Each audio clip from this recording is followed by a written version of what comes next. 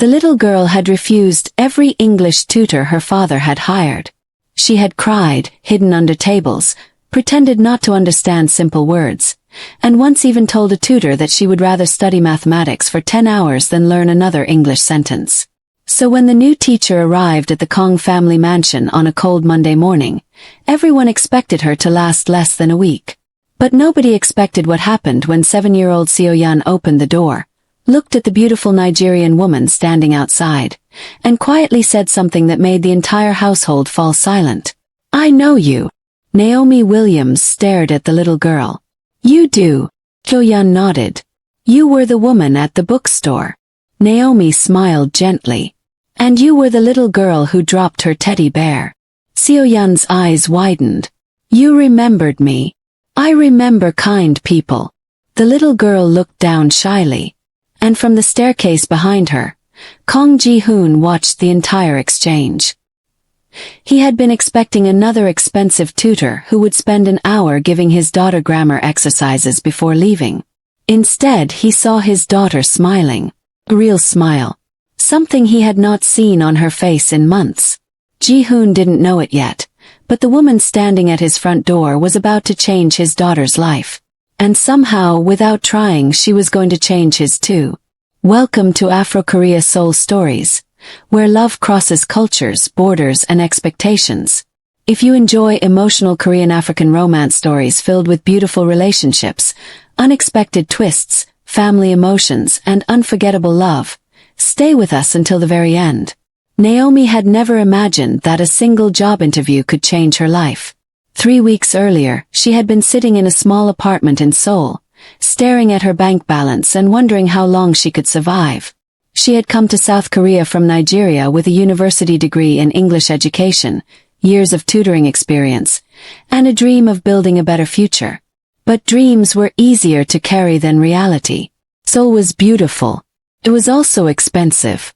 Her savings were disappearing faster than she had expected, and the part-time tutoring jobs she had found were barely enough to cover rent, food, and transportation. Then one evening an email arrived. A private family was looking for an English tutor for a young girl. The salary was unusually high. The working conditions were excellent. And the family wanted someone patient, educated, emotionally intelligent, and experienced with children. Naomi almost deleted the email. The salary seemed too good to be true. But she applied anyway. 2 days later, she received an interview invitation. That was how she met Kong Ji-hoon. The first thing Naomi noticed about him was his silence. He didn't need to raise his voice to command attention. He was tall, impeccably dressed, and carried himself with the calm confidence of a man accustomed to getting what he wanted. His dark suit looked perfectly fitted. His expression was serious. His eyes were difficult to read. Naomi sat across from him in a quiet office inside his company's headquarters. "So," Ji-hoon said, looking through her resume, "you taught English in Lagos?" "Yes." "And you worked with children?" "Yes, children and teenagers."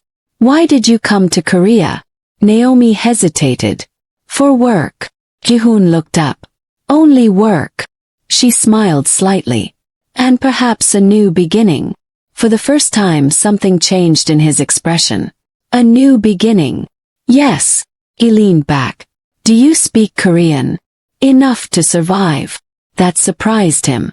"Enough to survive. I can order food, take transportation, understand basic conversations, and apologize when I accidentally offend someone." A faint smile almost appeared on his face. Almost. Then it disappeared. "My daughter needs someone who can teach her English without making her hate the language." "I understand. She has rejected 5 tutors." "I heard." Ji-hoon raised an eyebrow. "You heard? The woman who scheduled my interview mentioned it. And you're still interested?" Naomi smiled. "I've taught difficult students before. My daughter isn't difficult." Naomi looked at him. "Then what is she?" Ji-hoon was silent. For several seconds, he simply stared at her. Finally he said quietly, "Lonely." Naomi's smile disappeared. That single word told her more about the family than his expensive office ever could. She lowered her resume. I think I can help her. Ji-hoon studied her. You haven't even met her. No. So how can you be certain? Because children don't always need someone to teach them. Sometimes they need someone willing to listen. Ji-hoon said nothing. But something about her answer stayed with him. That evening, Naomi was invited to the mansion for a second interview. She didn't know that Ji-hoon was already watching her from an upstairs window when she walked through the gates. He had seen hundreds of people enter his home. Business partners, executives, politicians, socialites, people who wanted something from him. But Naomi didn't look around at the mansion with admiration. She didn't stare at the luxury cars. She didn't ask how much the house cost. She simply walked toward the front door with her small handbag in one hand and her resume in the other. When the housekeeper opened the door, Naomi smiled politely. Good afternoon. Good afternoon, Miss Williams. Before the housekeeper could say anything else, a small teddy bear came flying down the hallway. Naomi caught it. She looked down. Then she heard footsteps. Seo-yeon appeared around the corner. The little girl stopped. Her eyes became enormous. Naomi recognized her immediately. You! Seo-yeon pointed at her. Naomi laughed softly. You remember me. You caught my teddy bear. You dropped it. I thought I lost him forever. He seems to have found his way back to you. Seo-yeon took the teddy bear from Naomi. Then she looked toward the staircase. Daddy! Ji-hoon slowly descended. What's wrong? This is the teacher. Ji-hoon looked at Naomi. Naomi bowed slightly. Hello again. He stopped halfway down the stairs. You two have met. Naomi nodded. At the bookstore. Ji-hoon's eyes moved from his daughter to Naomi. Interesting. Seo-yeon grabbed Naomi's hand. Come with me. Where? My room. Ji-hoon immediately said. Seo-yeon. The little girl stopped. You haven't even started the lesson. I want to show her something.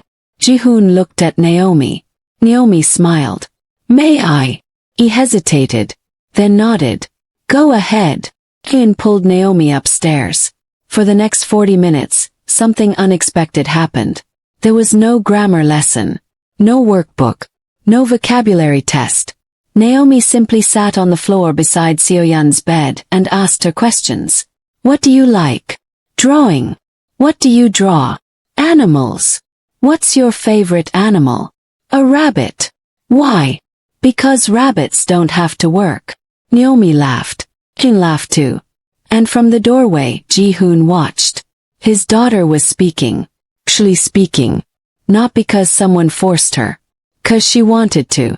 Naomi picked up a pencil. Okay. Let's make a deal. Seo-yeon looked at her suspiciously. What deal? I'll teach you English if you teach me something. What? How to draw a rabbit. Seo-yeon smiled.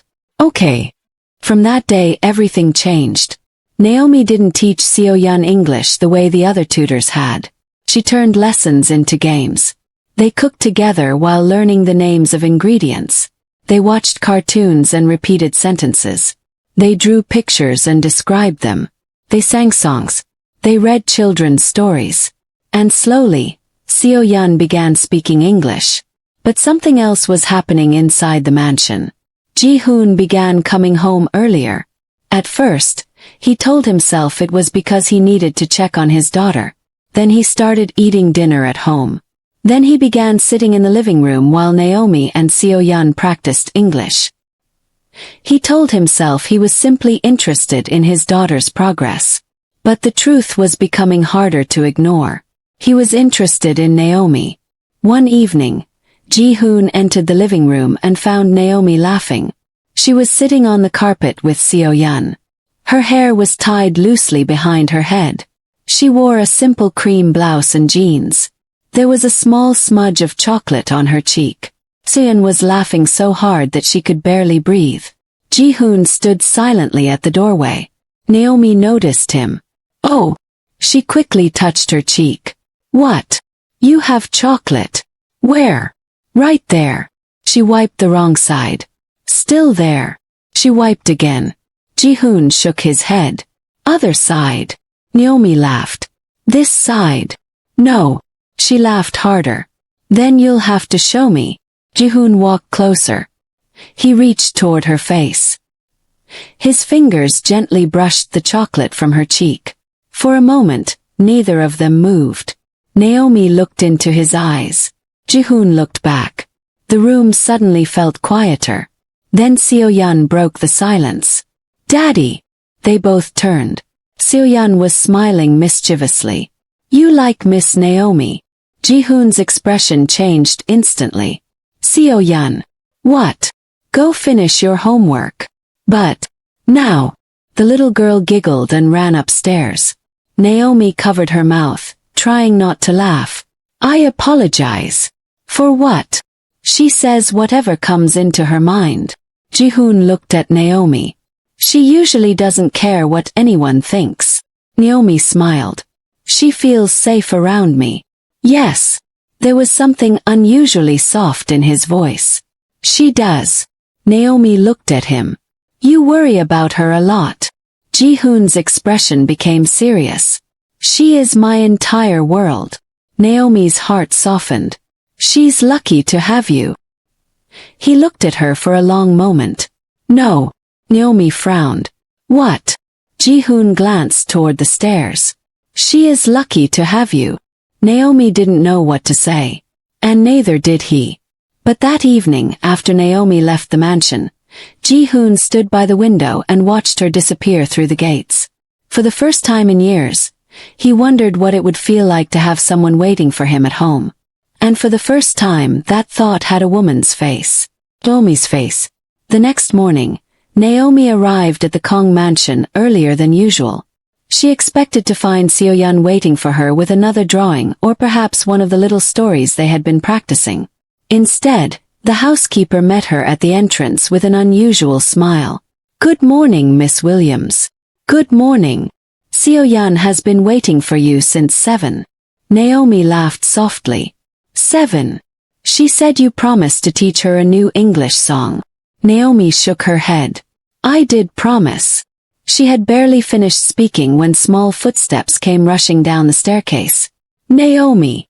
Seo-yeon threw her arms around her waist. Naomi laughed and hugged her back. You're becoming very good at English. Seo-yeon looked proud.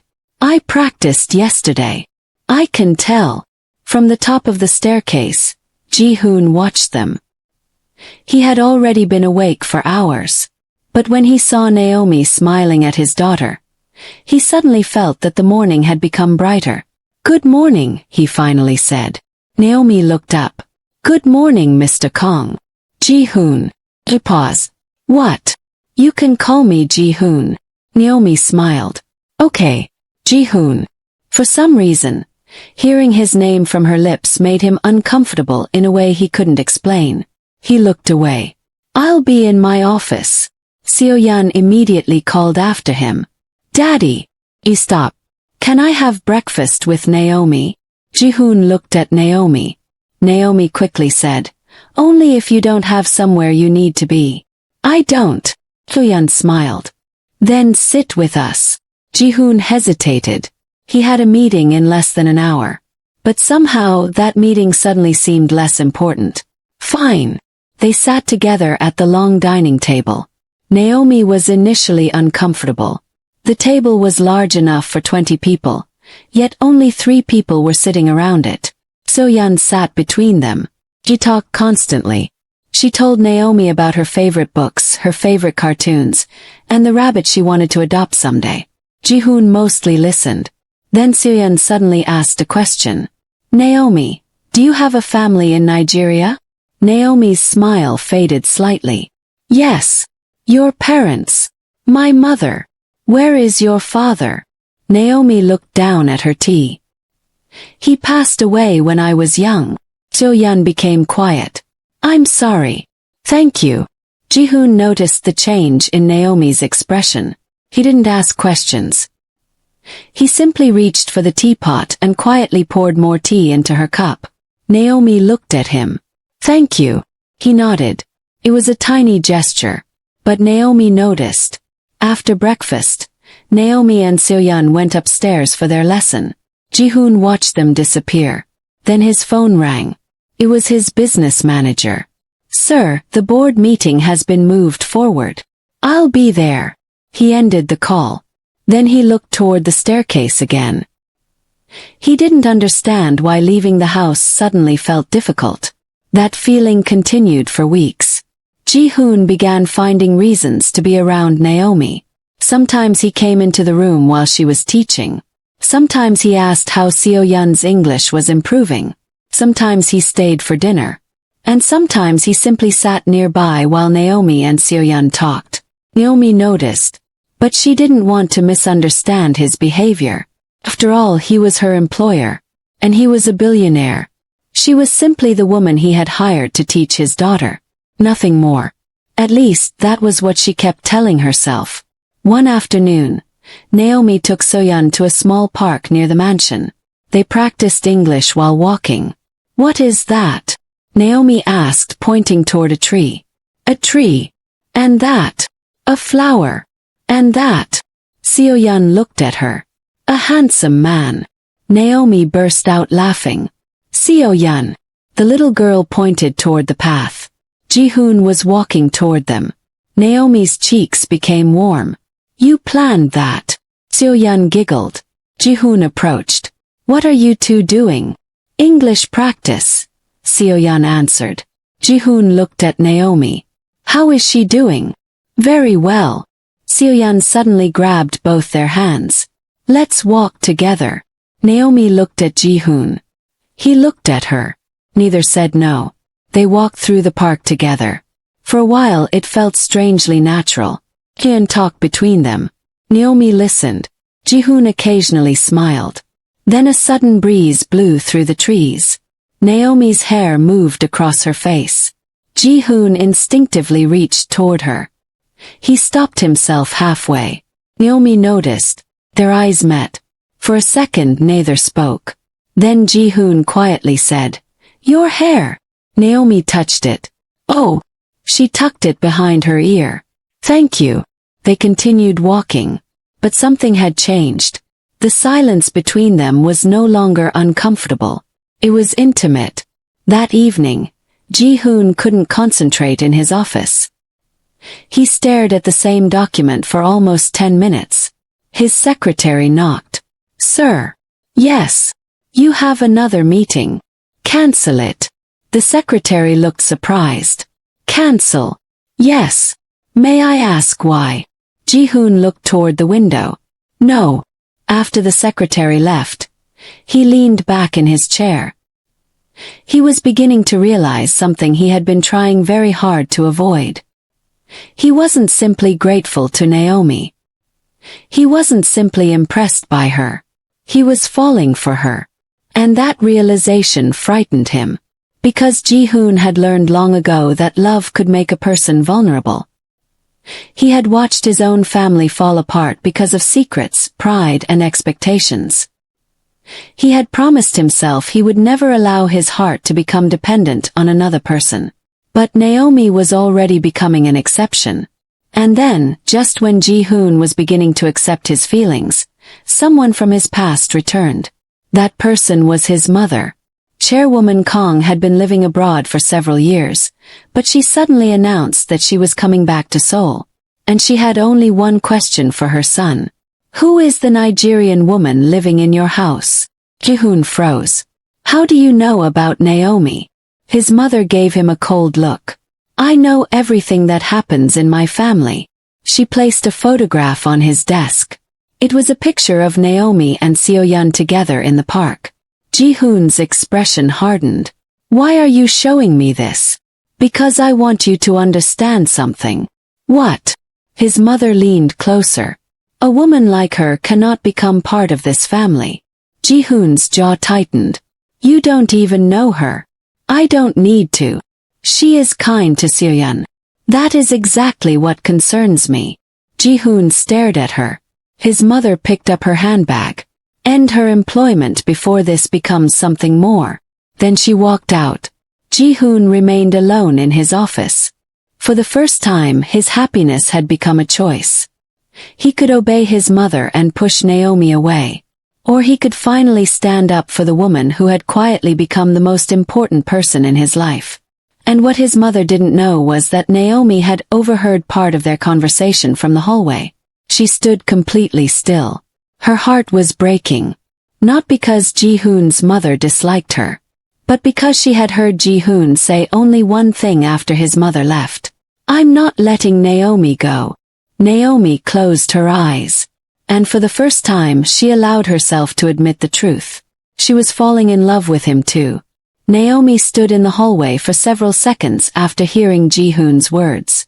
"I'm not letting Naomi go." Her heart was beating so hard that she was afraid someone might hear it. She quietly stepped away before anyone could discover that she had been listening. She returned to the guest room where she kept her teaching materials and closed the door behind her. For several minutes, she simply stood there. She had promised herself that she would never become emotionally involved with her employer. She had come to Seoul to work. She wanted independence. She wanted to build a future. She did not want to become the subject of gossip in a wealthy Korean family. But Ji-hoon's words had touched something inside her. He had defended her. Not because she was his employee. Not because she was Seo-yeon's teacher. But because somehow she had become important to him. The following morning, Naomi almost decided not to go downstairs. But Seo-yeon came running into the room. "Naomi!" Naomi turned. Seo-yeon immediately noticed that something was wrong. "Why are you sad?" "I'm not sad." "You are." Naomi smiled. "I'm just tired." Seo-yeon walked closer. "Did Daddy make you sad?" Naomi's eyes widened. "No." Seo-yeon looked at her suspiciously. "My daddy makes people nervous." Naomi laughed softly. "He does. But he likes you." Naomi looked away. "Seo-yeon." "He does." "How do you know?" "Because he smiles when you're here." Naomi didn't answer. The little girl took her hand. "Don't leave." Those two words almost broke Naomi's heart. She knelt down. "I'm not going anywhere today." "Promise." "I promise." Seo-yeon smiled. Then she hugged her. Neither of them noticed Ji-hoon standing quietly at the doorway. He had heard everything. When Naomi looked up and saw him, their eyes met. For a moment neither spoke. Then Ji-hoon said quietly, "My mother is coming this afternoon." Naomi's smile disappeared. "I know." He frowned. "You heard us." Naomi nodded. "I'm sorry. I wasn't trying to listen." "I know." Silence filled the room. Finally Ji-hoon said, "Don't worry about her." Naomi looked at him. "She doesn't want me here." "I know. And you're still asking me to stay." "Yes." "Why?" Ji-hoon took a breath. "Because Seo-yeon needs you." Naomi looked down. She knew that was only part of the truth. "And you?" He looked at her.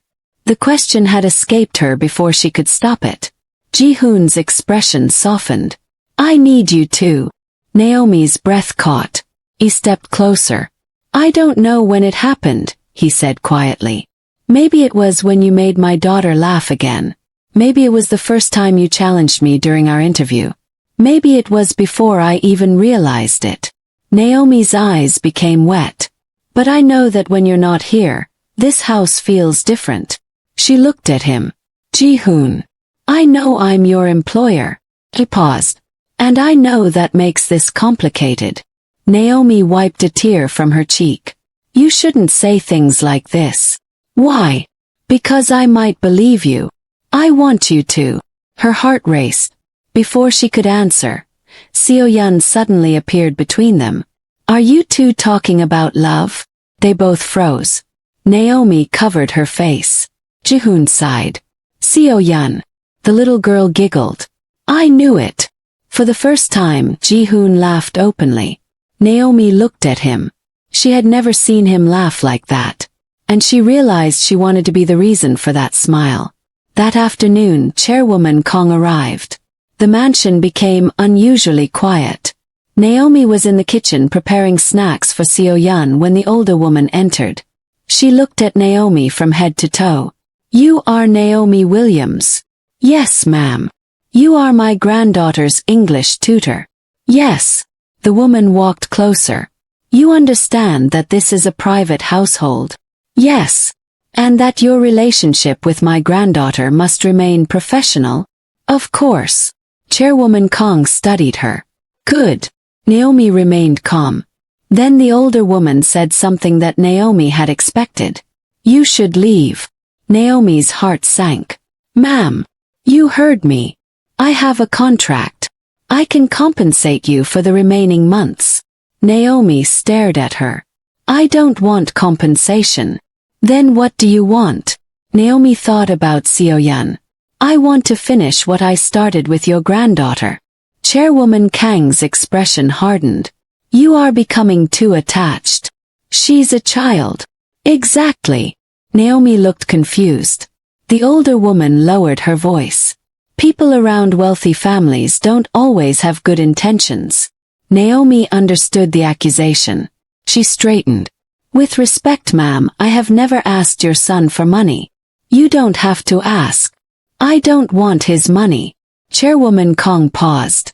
"I only want to teach Seo-yeon." "And what about my son?" Naomi's expression changed. "What about him? You have feelings for him." Naomi couldn't lie. She lowered her eyes. "Yes." The room became silent. Then Chairwoman Kong said, "At least you're honest." Naomi looked up.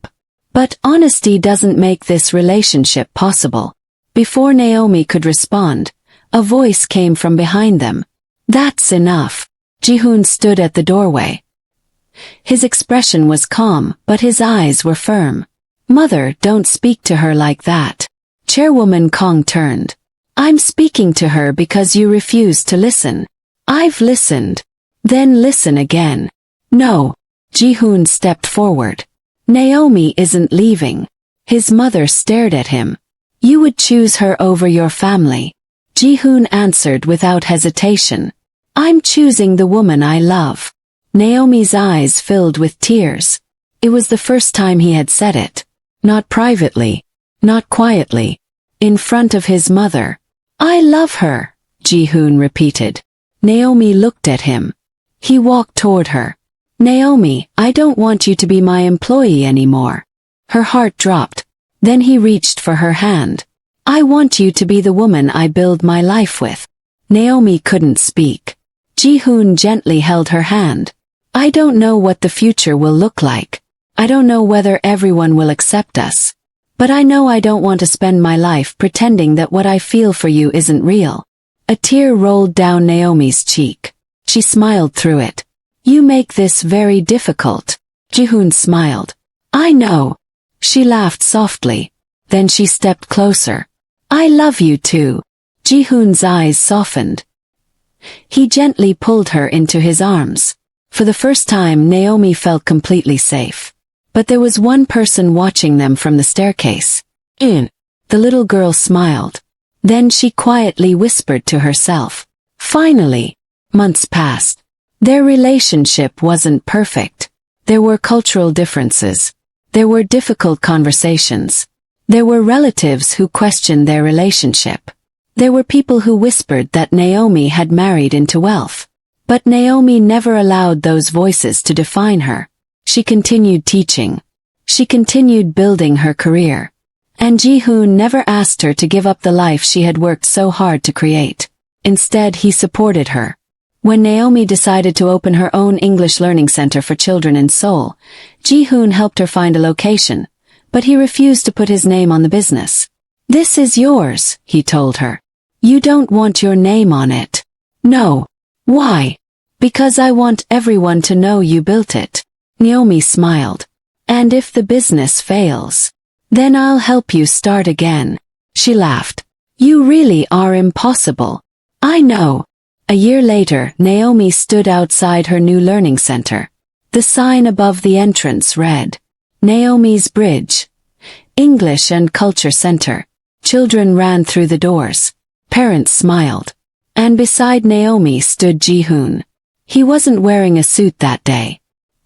He wore a simple shirt and held Seoyeon's hand. Seoyeon had grown even closer to Naomi. She no longer called her Miss Williams. She called her simply Naomi. And sometimes when she forgot herself, she called her Mom. The first time it happened, Naomi had cried. Ji-hoon had simply held her hand. Now, on the opening day of the center, Seoyeon looked at the sign. Mom, are you happy? Naomi smiled. Very happy. Seoyeon looked at her father. Daddy. Yes. Are you happy? Ji-hoon looked at Naomi. Then at his daughter. More than you know. Naomi smiled. He reached for her hand. And as the doors opened and the children entered, Naomi realized something. She had come to Seoul looking for a job. She had never expected to find a family. She had never expected to fall in love with a Korean billionaire. And Ji-hoon had never expected that the woman he hired to teach his daughter English would become the woman who taught him something far more important. That love was not weakness. Love was choosing someone every day. Standing beside them when the world questioned them. Listening when they were afraid. Supporting their dreams. And building a home where everyone felt they belonged.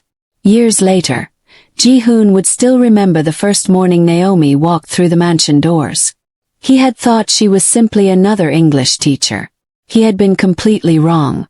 She became his daughter's favorite person. His closest friend. His greatest love. And the woman who turned the coldest rooms in his life into a home. As the sun set over Seoul, Naomi leaned against his shoulder. Seoyeon ran ahead of them laughing. Ji-hoon looked at Naomi. Do you remember what you said during our first interview? She smiled. Which part? You said you came to Korea for a new beginning. Naomi looked at him. And did you find one? She squeezed his hand. No. Ji-hoon raised an eyebrow. No. Naomi smiled.